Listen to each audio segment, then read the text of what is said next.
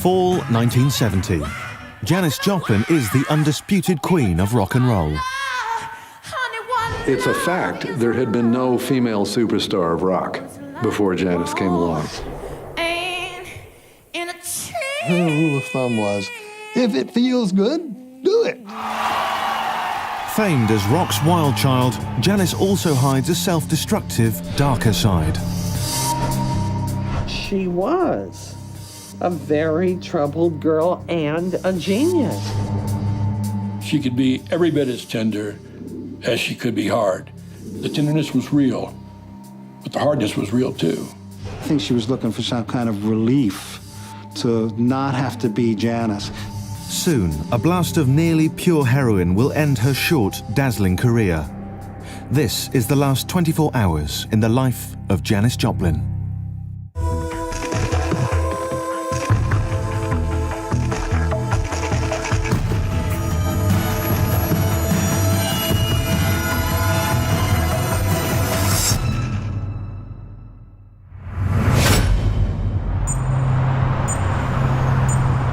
October 3rd, 1970, Hollywood, California.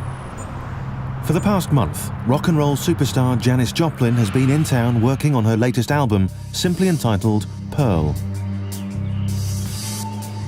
She's staying at the Landmark Hotel, and it's here, alone, that in less than 24 hours, she will die. It's 1:30 in the afternoon, and Janis is still in her room. Her band is busy laying down tracks at the nearby recording studio, and she'll not be needed there until much later.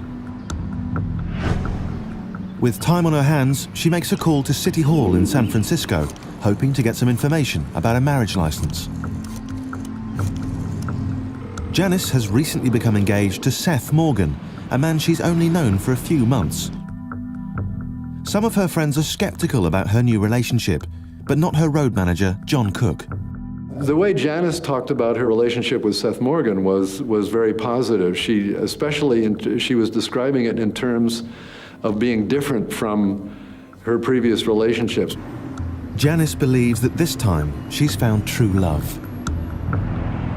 She described their relationship as being different. She said they didn't have to go out boogieing every night. They could read the morning paper together and talk about current affairs. Janis's call to City Hall, however, hits a snag.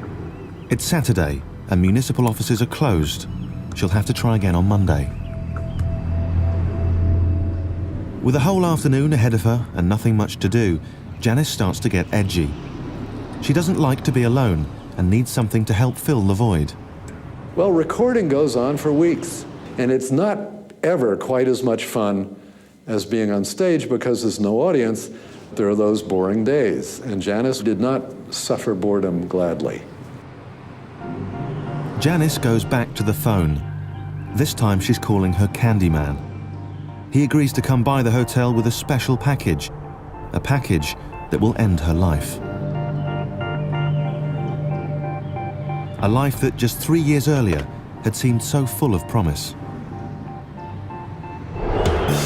Back on June 16th, 1967, the Summer of Love was in full swing. 50,000 people were assembled for the Monterey International Pop Festival. A little-known San Francisco band of hippies known as Big Brother and the Holding Company was about to hit the stage. Fronting the band was 24-year-old Janis Joplin.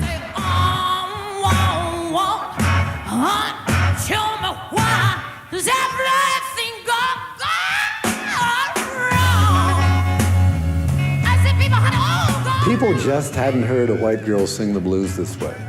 If you hadn't heard Janis before and she came out and started singing, you were just blown away. Everybody in the band, not just Janis, but Peter had it, Sam had it, James had it, I had it. When we went out, we just, we really just went for it.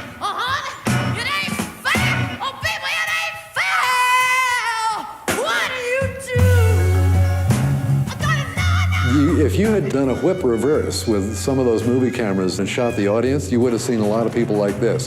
And I want someone that could tell me, come on, tell me why, tell me why, oh people, tell me why love. Well, it's like a ball and in a chain.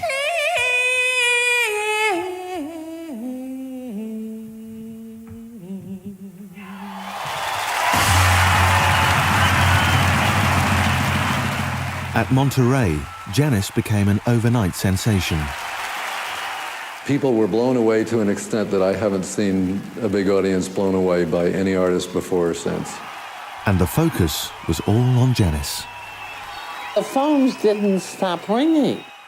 The press, are you kidding? They went nuts. They all wanted to talk to her. Do you have any explanation why you're so popular? Everybody just loved her right off the bat because she was real. She was incredibly real and incredibly open. I just started singing when I was about 17. I listened to a lot of music first, and one day I started singing, and I could sing. It was like it was a surprise, to say the least. She was at the right place at the right time with the right attitude and the right voice.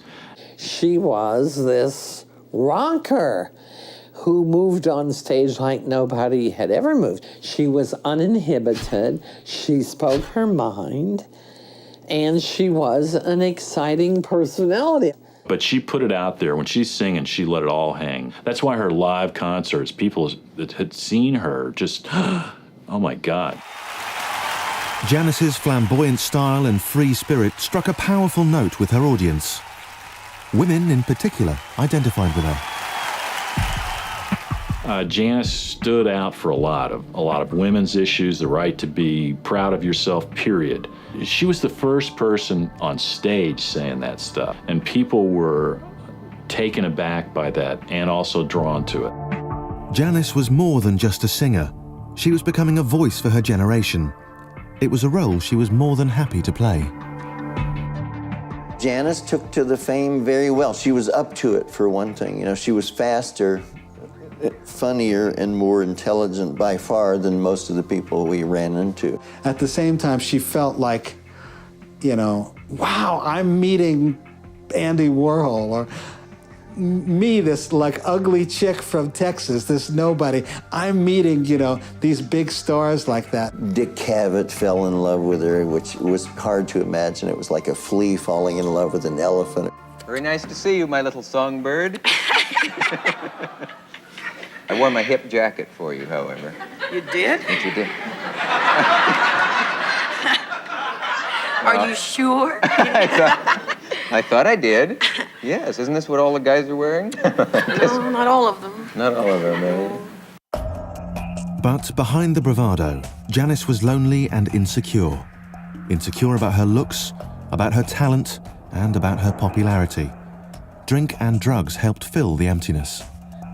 If everyone's drinking, she would drink the most in the room. You know, if everyone's doing drugs, she would do the best drugs and the most drugs of anyone in the room. With Janis's growing fame came a growing addiction.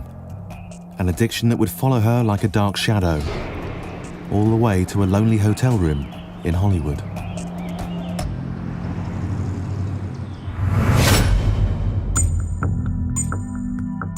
October 3rd, 1970, 3:30 p.m. Rock and roll star Janis Joplin has been holed up at the Landmark Hotel in Hollywood for more than a month while working on her latest record, Pearl. Hours away from being needed in the recording studio, she's bored. To kill time, Janis has arranged for her drug dealer to bring her a fresh supply of heroin. She has no idea that she has made an appointment with death. In less than 10 hours, Janis Joplin, the wild woman of blues, will be dead. Throughout her career, Janis has struggled with an addiction to both alcohol and drugs.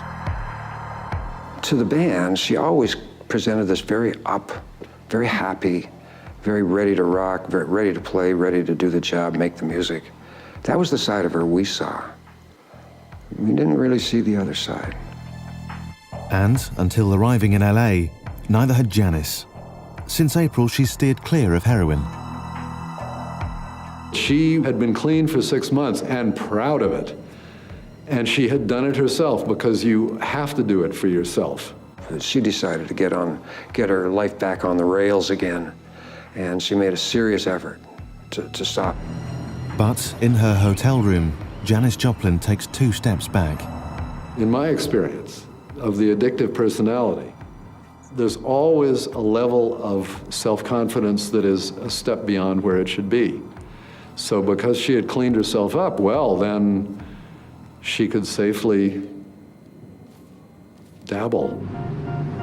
It's not the first time that Janis has dealt with this particular dealer. She uses him because he's reliable, always testing his product. But today, he gets sloppy. Neither the dealer nor Janis is aware that the heroin is uncut and is possibly as much as 50% pure. For even the most hardcore junkie, that level of purity is risky. But for Janis, who has just started using again, it will turn out to be lethal. Instead of getting high right away, Janis decides to call her fiancé, Seth.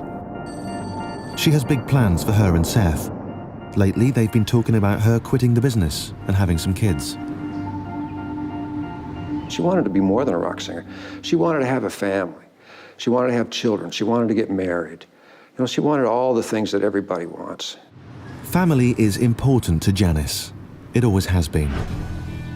Janis Lynn Joplin was born on January 19th, 1943, in the respectable, conservative, oil-refining town of Port Arthur, Texas.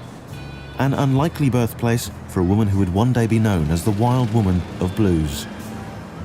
When we were growing up, and this is in the 40s and 50s, it was quite idyllic, really, you know, manicured lawns and Little League baseball and sort of a normal middle-class looking type town.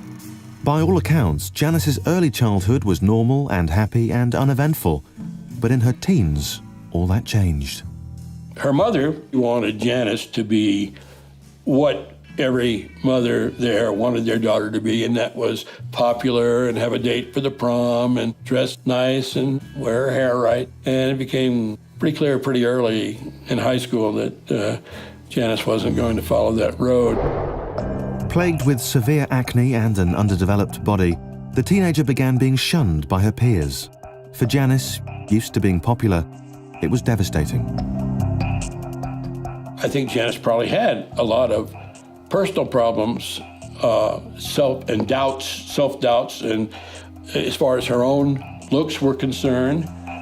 Janis dealt with her rejection by rebelling. She dressed in black, swore like a sailor, and thumbed her nose at what she came to see as Port Arthur's hypocritical small-town values. And the more she rebelled, the more her peers bullied and isolated her. But Janis did find refuge in the company of a small group of other young outsiders. One of those was Jim Langdon. We all rebelled against the status quo, against the establishment, against the rules and regulations and attitudes that prevailed at that time. Part of their rebellion involved illicit trips across the state line into Louisiana, where they searched for adventure and found the forbidden fruit, black music. And we spent from midnight until dawn just going, prowling in and out of the clubs, the quarters, hearing blues players, jazz players, you know, just digging the music and drinking. She really got turned on to especially the blues people, you know. It was just a whole scene that was just magical, you know, really exciting. Janis loved it. You know, we all enjoyed it, but she really loved it. And so I think that was sort of a beginning as far as the kind of life that she was going to pursue. After one such trip to New Orleans, Janis and her friends crashed their car and were apprehended by the police. It was things like that that solidified Janis's reputation as a bad girl, as a really bad girl. She was vilified greatly for this, you know. She was different, and being different was enough to get you a lot of grief. She had chosen to fight back by being even more outrageous and more aggressive, and that just made matters worse. And now, in the fall of 1970, deep down Janis is still searching for acceptance and love. Lonely and bored in her hotel bedroom, she again calls her fiancé, Seth Morgan. They've been living together for a couple of months now, But since she's been in LA recording, they've barely seen each other. Janis's friends are suspicious about the latest man in her life. Yeah, the engagement stuff I never believed was really going to happen. That was strange. This guy Seth, I don't know. Don't know about him. Janis and Seth begin to argue. He's supposed to fly to LA and meet her. They were planning an evening together, but not for the first time. Seth cancels at the last minute. She would be with second-rate people if they would love her. You know, that was the admission. Janis slept with both men and women. Always open and unashamed about her sexual preferences, it was a far cry from her straight-laced Bible Belt origins. In 1962, the 19-year-old left her family and hometown behind and headed to Austin to attend art school at the University of Texas. There she found a like-minded counterculture community of artists, activists, and most importantly, musicians. Musicians like Powell St. John. One evening, we were all sitting around my apartment, and Janis was there with a couple of guitarists, and one of the guys was a big Leadbelly fan. And Janis started going through all these Leadbelly tunes that I'd never heard in my life. Oh yeah, that was Green Corn, Green Corn. And she's singing this stuff. And I was just sitting there, wow, where did she learn all this?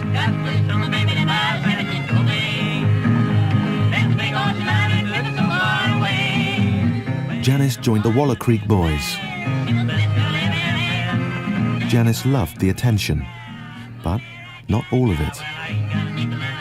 Every year the fraternities would sponsor a festival on campus, and one of the activities that they would do, you could nominate a person as ugly man for a fee.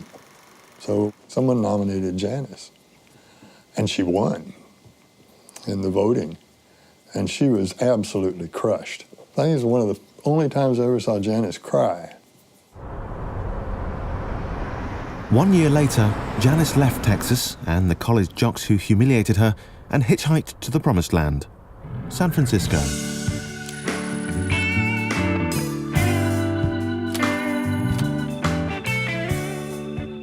There, she quickly established herself on the local music scene, finding gigs in coffee houses and bars. But something else was also waiting there, a plentiful supply of drugs. In 1965, only 2 years after arriving on the San Francisco scene, Janis returned to Port Arthur, a speed freak.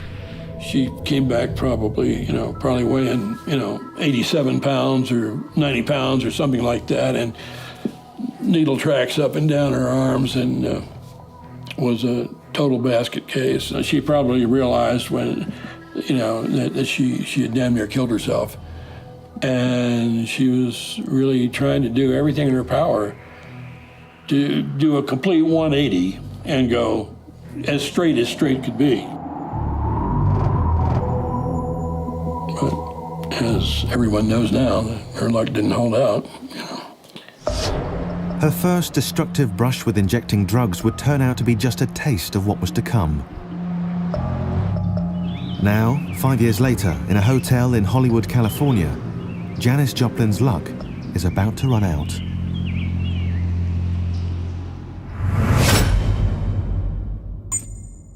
October 3rd, 1970, 5:30 p.m.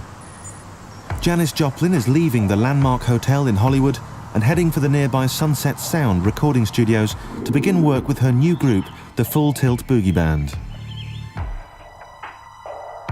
What she doesn't realize is that she's heading for the last recording session of her life. In less than 8 hours, Janis Joplin will be dead. When Janis arrives at the studio, her band is already in full swing, working on one of the record's final tracks, a song prophetically called Buried Alive in the Blues. Guitar player John Till remembers. She was really liking the song. I mean, she wouldn't have pursued the song if she hadn't liked it. So it was coming together more and more and more, and we almost had it by the end of the night. She really felt good about what was going on, and she told us many times, she says, I just love that. And I said, thanks, Janis, because we did too. So far, recording is going well. Janis, who in the past had mostly difficult experiences in the studio, is hoping her star producer, Paul Rothchild, can bring some of his magic to her new album. Paul was an incredible producer because he could bring it all together. And he felt that Janis had not been captured. And by golly, he was going to do it. Paul Rothchild tells Janis he feels the new album is going to be a huge hit, bigger than anything she's ever done before. Professionally, Janis feels she's back in the saddle. Although her rise to fame has been spectacular, it hasn't been an easy ride. In 1966, back again in San Francisco, Janis warmly embraced the hippie culture of Haight-Ashbury. There she met the band that would first take her to the top, Big Brother and the Holding Company. Peter and I were singing, and neither one of us is really a lead vocalist. And Chet says, you know, our manager, he said, I went to University of Texas with this woman who sings bluegrass and country. She's an amazing woman, and you got to hear her. And I had this dream that she was this beautiful, gorgeous woman and this great singer, and I fell in love with her in the dream. And in comes Chet with this real scraggly-looking girl. And she was kind of tough. She was kind of scrappy. It would be like if you went out and got a cat out in the alley and, you know, dragged the cat in. She's kind of like, she has her claws out, you know. And then when she showed up, she didn't look like anything like my dream, but she was beautiful, you know. She wasn't beautiful in some other way. Janis was a far cry from the sweet-looking singers of the time who were currently topping the charts. But she had something else. When she opened her mouth, I think it was apparent to me anyway, or I think to most of the people, that she was the one, that she was the singer for this band.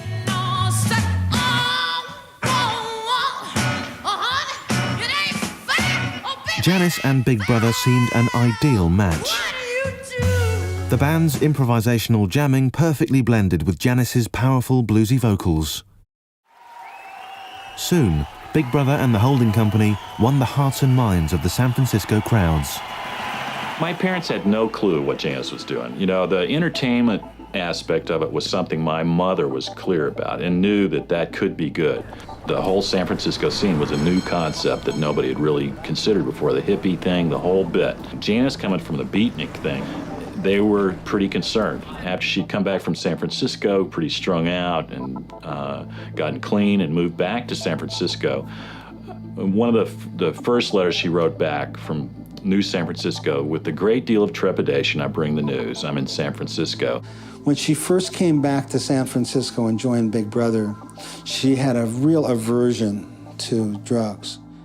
The first time she was back and she saw someone shooting up, you know, it frightened her so badly that she became hysterical, you know, and she started crying and ran out of the room, and it was very intense for her, you know, because she just didn't want to go back there again. It's like when someone has an addiction, let's say, to something, they don't even want to see it in the room. And then so time went on, and probably about the time we moved into Lagunitas, California, she started injecting drugs again. For a while, I think she had it under control. Same thing with the drinking. She had it under control, like anybody who has that addiction, I'd say, you know, has it seemingly under control for periods of time. And they think sometimes they're doing their best work, and they're, you know, and they can't deal without it, or that the drug is actually what's helping them to even do their best work. So I think she felt that way about it to a certain extent. For Janis, her return to San Francisco meant a return to a dangerous lifestyle, but it also meant increasing fame with her new band. Equally important to Janis, the band became her new family. Together they lived, played, and partied. But after her stunning performance at Monterey, Janis's surrogate family began to slowly turn dysfunctional, something drummer David Getz will never forget. From Monterey on was really the beginning where it really separated Janis from the band. It made her a star. It made her a diva, an icon.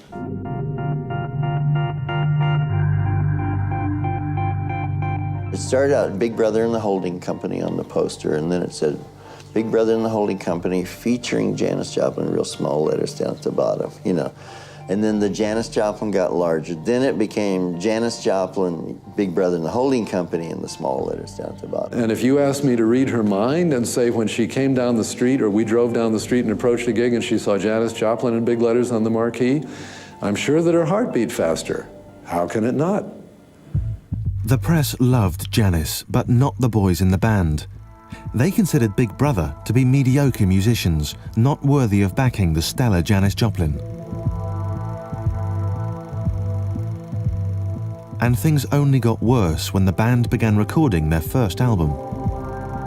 We'd never been in the studio before. We didn't really know how to record in a really, in a kind of sterile, controlled situation like that. Why don't we try, like, you know, a certain number of takes, and if we don't get it by then, like, let's say we don't get it by 12 o'clock or 1 o'clock, we can spend a few hours doing something else, you know? How's that? I think we ought to just run over some of these things instrumentally and then listen to them and see what could be. What are you going to hear when you hear that, Sam? You're going to hear the vocal. I mean, you aren't saying, was the rhythm guitar right? I mean, you aren't even aware of it because what you hear is what's up front.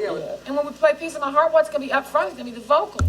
Suddenly you're making a recording and it's about like every little sound, whether it fits. Is this the right note? Is this the right beat? Does it fit together? Is this off from that? So all of a sudden there was, you know, seeing ourselves as inadequate. That's when Janis may have started having, you know, even more second thoughts about the band. By the end of 1968, buying into what the press was saying and hungry for yet more fame and attention, Janis announced that she was leaving the band. She loved these guys. But the alternative that's being offered is, do you want to go out on that stage as the act? How can she possibly say no? After making the breakup public, Janis and Big Brother still had to play the few remaining gigs on their tour. There was definitely a lot of tension between the people in the band and Janis, because everybody knew the announcement had been made that she was leaving the band. The audience knew it, and in some way the band, we felt really less than. We felt really vulnerable. Sitting down by my window, just looking Peter got into a fight with her on stage. After one of the songs, Janis was panting into the microphone. She was going, So Peter Albin, our bass player, says, "Welcome to the Lassie Show, folks." She took it to mean like, you're a dog, you know, calling her a dog. And she said something like, just you, man, you know, again, like she snarled at him. And then the same thing, back, you know, after the set, backstage, they just were screaming at each other. They may have even hit each other, I don't know, but it was just really, it was a terrible scene, you know. For Janis and Big Brother, it was the end. She had turned her back on her new family, one that had loved and accepted her for who she really was. It was a decision that would haunt her and eventually lead her down a self-destructive path that, in less than 3 hours, will finally reach a dead end.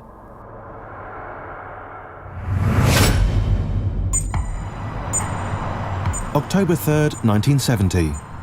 Sunset Sound Recording Studios in Hollywood, California. Janis Joplin is busy working on a track for her latest album, Pearl, with her new band.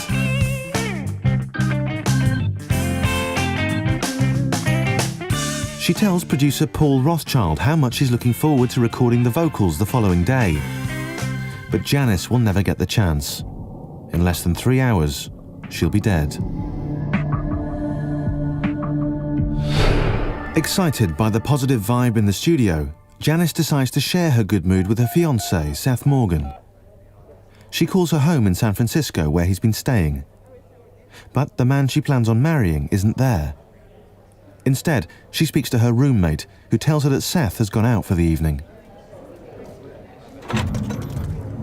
Feeling abandoned, Janis reaches for one of the few constants in her life, the bottle.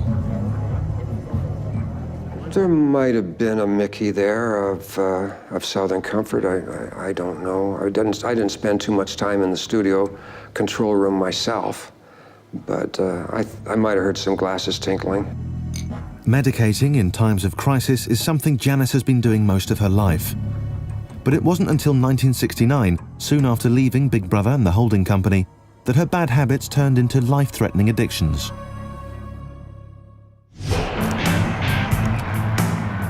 After Big Brother, Janis formed the Cosmic Blues Band, a group of hand-picked professional musicians. But almost from the start, things did not go as planned. Janis kind of not sold out, but she wanted to make this a business venture. At some point, it became more than just, it became everything for her. She left this family of Big Brother and the holding company and went into this new organization, but she didn't know how to lead the organization. She forgot about that part. She didn't know how to put a band together. She liked the idea of having a horn section. The new band had a horn section. She really wanted to try to emulate that whole thing, so it was a real departure. And for the people who had accepted her as part of as the great vocalist with an acid rock band from San Francisco, this was a big change. And it took a long time to win people over. Going from Big Brother and the holding company into Cosmic Blues was another cold bath, because Big Brother was a family and we just thought we were going to stick together always. And so she left and I became an employee of hers. They're all looking to Janis as the band leader, and she didn't even know she was supposed to be that, let alone how to do it. She changed personnel constantly, so everyone's real insecure about their job. You know, I think we had 5 drummers or something. And, you know, changed horn players many times, had 2 or 3 keyboard players. So she's changing everything compulsively in the band so no one could relax. You know, we couldn't gel into it. Janis wrote a song called I Got Them Old Cosmic Blues Again, Mama, and we named the band the Cosmic Blues Band from that song title.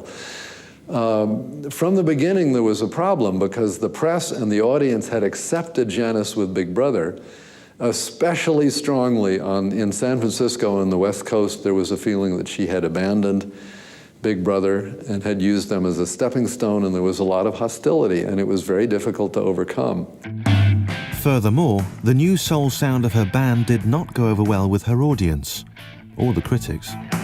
The minute she left Big Brother, they said she should go back to Big Brother if they'll have her, you know. And she just cried and cried about that, almost like all night. Accustomed to being the darling of the media, Janis is crushed by the bad press. She was devastated. You see, you'd gotten all this adulation. She was ambitious. Janis wanted to be a big star. Things that were said in the press, you know, just devastate her, where they wouldn't bother, you know, say Jimi Hendrix or somebody. You know, she didn't have the reserves to do that. So when all of this comes out, she went back to her hotel room and dead up, I'm sorry to say. As well as numbing herself with heroin and booze, Janis played up even more to her reputation as the wild woman of rock, both on and off the stage. What was on stage was part of Janis. Lots of people thought that was all there was. And then you see her as the little girl who is easily hurt and sometimes cries easily and feels at the same time, a great sense of injustice if she was treated wrongly, badly by somebody, and could make me just feel terrible, because if I screamed at the gutsy Janis and then all of a sudden she turned into the little girl who was hurt, I just felt awful. There was this complex personality, and it was Janis, and the only part we really wanted to get rid of was the addict. She was addicted to speed first, and then, you know, then alcohol, and ultimately heroin and alcohol. I began to notice she was drinking more beforehand, and it was affecting her performances, and she was using heroin more. She always used to save these things for after the performance, because then it's like a reward. Does it go from that to becoming something that something else to where you just need it to feel okay. And if you don't have it, you feel just so bad, like you want to kill yourself. I said, Janis, you have to take it easy, take it a little bit easy. And she's sitting on a bed, we're in a motel room, and she's going, I'm not gonna die. My ancestors were pioneers. They came across the whole United States in a covered wagon. They were tough people, and I have their genes, and you know, nothing's gonna happen to me, she says. I said, don't say that. Janis's drug use began to spiral out of control.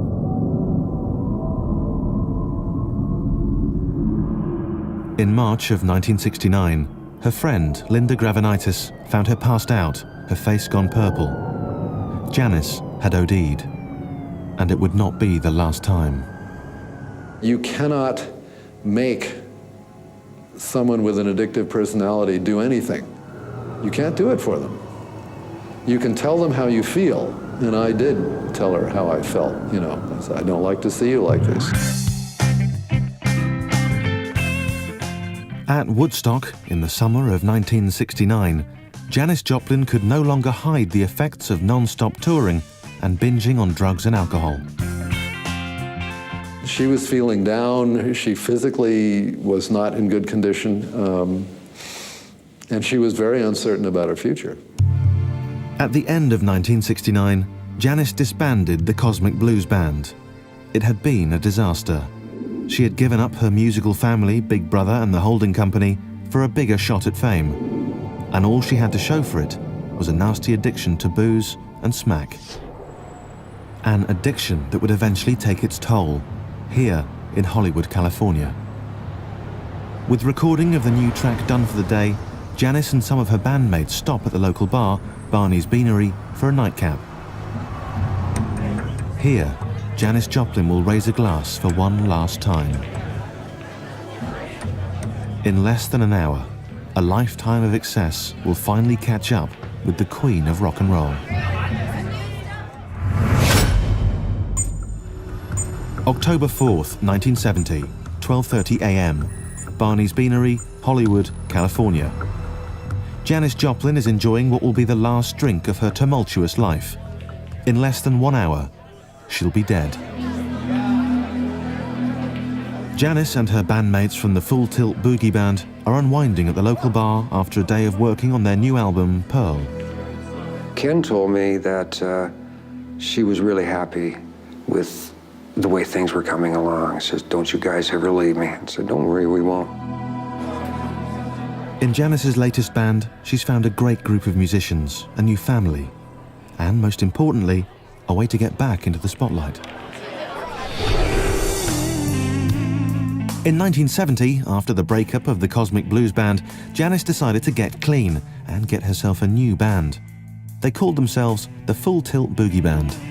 What I saw in Janis the minute we went out on the road with Full Tilt Boogie was a changed woman, and in the way that I really didn't expect was that she had figured out how to be the band leader. And from before we even hit the road, they all came together as personalities. They were a band. It wasn't Janis and the Full Tilt Boogie Band. She was a member of the Full Tilt Boogie Band, and she liked it that way.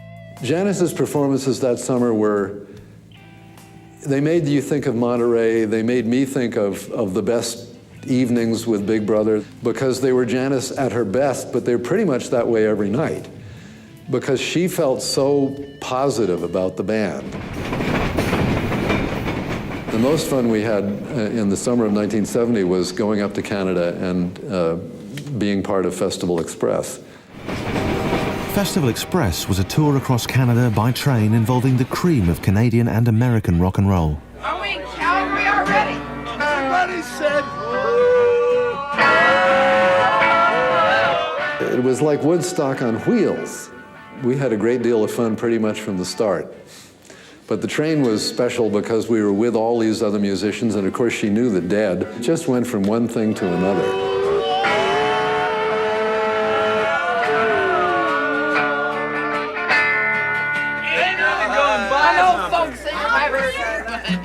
All through the summer of 1970, Janis Joplin was back at the top of her game. Once again, She was the toast of the town. And in June, feeling confident that her demons were finally behind her, she made a surprising announcement to her favorite TV host, Dick Cavett. You ever get back to Port Arthur, Texas? No, but I'm going back in August, man. I guess what I'm doing.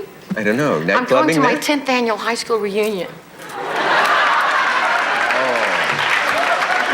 Do you think you'll have a lot to say to your old high school classmates? I'm going to laugh a lot, man. Were you not surrounded by friends in high school? They laughed me out of class, out of town, and out of the state. So I'm going home. Oh, I thought it was hilarious. I loved it. I mean, that was Janis. You know, that was, the timing, everything was just perfect. She wanted to go home with all her finery and her reputation and her well-earned fame and strut for Port Arthur. Well, she wanted to rub their faces in it, I think.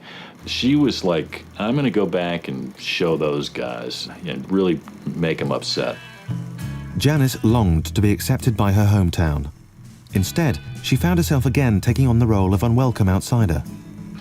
Even her family gave her a chilly reception. Her brother Michael recalls. My parents treated her pretty cold, and they were pretty upset with the way she'd been talking about them and the town. So that was a real tense situation around the house. And some of the cold reception she'd received from her friends, it really put a change of perspective in her. And it didn't really work out for her, you know, because I guess they still didn't accept her. News crews were around and all that kind of stuff. There's a great interview that she was doing at the reunion. They were asking her all these questions, and you can really see her start to retreat from that I want to rub it in your face stuff. And she became really vulnerable, like maybe this wasn't a great idea to come be a jerk. Chastened, Janis returned to the West Coast. In the early fall, she began working on her new album, Pearl. As usual, when visiting LA, she booked herself into the Landmark Hotel. In less than 30 minutes, her final stay here will be over. Returning from Barney's Beanery, Janis bids goodnight to her band and returns to her room alone. She reaches for the heroin she bought earlier that day and prepares to inject it.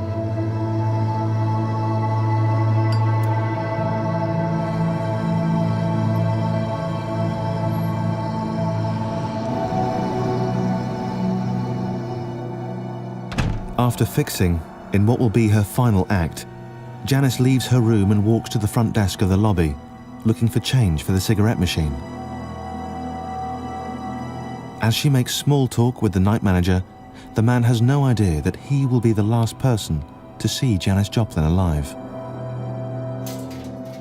Janis buys a pack of Marlboro cigarettes, returns to room 105, and starts to undress. Suddenly, she pitches forward as a blast of nearly pure heroin shoots to her brain and knocks her to the ground.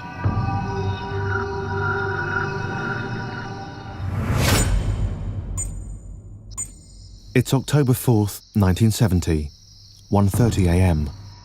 Janis Joplin has just injected a rogue batch of heroin, which has stopped her heart. For the next 18 hours, she lies undiscovered, wedged between her bed and a side table.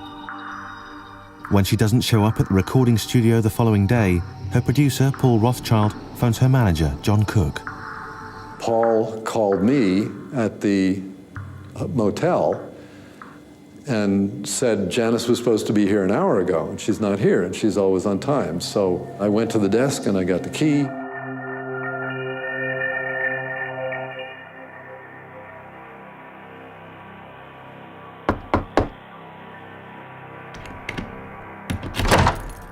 Went to the room, and there was Janis, except that Janis wasn't there.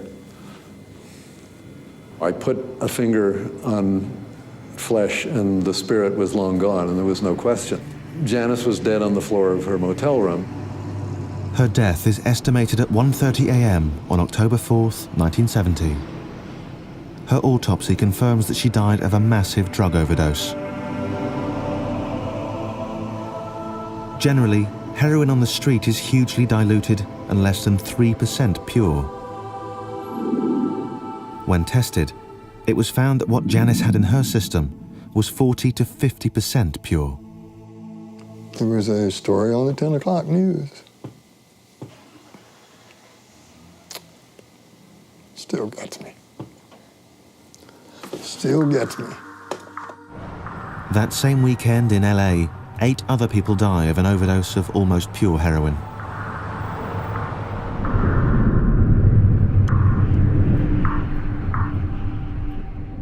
Janis Joplin's album Pearl is released 4 months later and becomes her best-selling and most critically acclaimed record.